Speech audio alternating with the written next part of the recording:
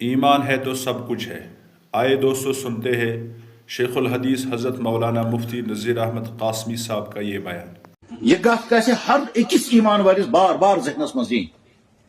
میں بہت اہم بات سمجھا رہا ہوں، آگے اس کے نتائج نکلیں گے۔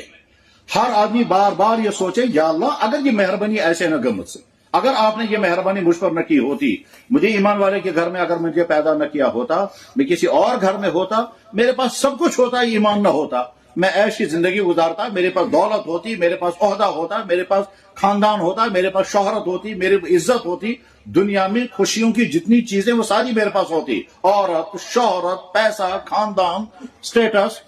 دنیا بھر کے ٹور، عہدے، حکومتیں، سب کچھ ہوتا، مگر ایمان والا میں نہ ہوتا تو میں بہت بلندیوں پر پہنچ جاتا تو فرعون بن جاتا، بہت بلندیوں پر پہنچ جاتا تو نمرود و قارون بن جاتا، اور کیا ہوتا، لیکن انجام میرا تباہی تھا۔ لیکن آپ نے مہربانی فرمائی، مجھے ایمان کی دولت عطا فرمائی، میں چاہے اب گنہگار ہوں، چاہے غریب ہوں، چاہے ان پڑھ ہوں، چاہے نچلے درجے کا انسان ہوں، چاہے فورتھ کلاس ہوں، چاہے لیبر کلاس ہوں، چاہے سڑک پر رہنے ہوں، مگر ایمان ہے۔